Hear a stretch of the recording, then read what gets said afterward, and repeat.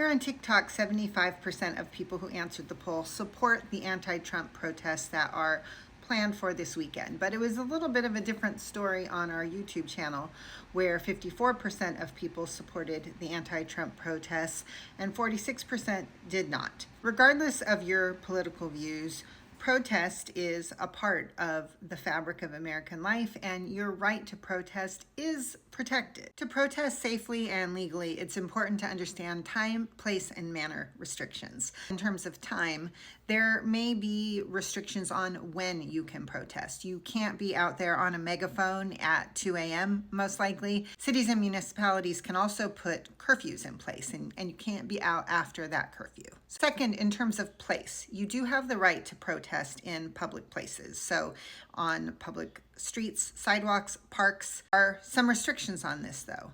Number one, you can't be in the street. So unless you have a permit, you need to be out of the street. You cannot block traffic. Number two, if you're protesting outside a government building or a school or a university, you can't block access into or out of that facility.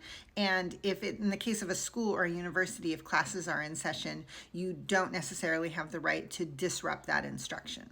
Importantly, you do not have the right to protest in private places, people's homes, office buildings, shopping malls. The right to protest peacefully is protected in public locations only. So how do you conduct yourself so you make sure you stay legal during any form of protest? Well, number one, first and foremost, be peaceful. You are guaranteed the right to peaceful protest. Violence, threatening behavior, inciting violence, property destruction is never legal. Number two, you can't obstruct traffic legally, and you can't block exits and entrances to buildings.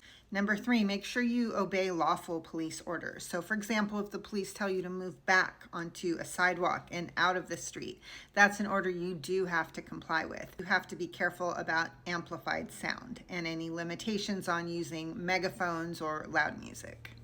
You do have the right to film, so you can film things on your phone. You also have the right to know if you're being charged with something. So if a police officer stops you for questioning, for example, you can ask them, am I free to go?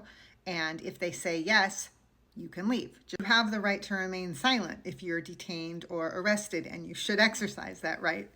You do not have to consent to searches. So you can tell law enforcement very clearly, I do not consent to a search. The only thing that they can do is pat you down for a weapon if they have a reason to believe that you have one on you. If you are arrested at a protest, don't resist.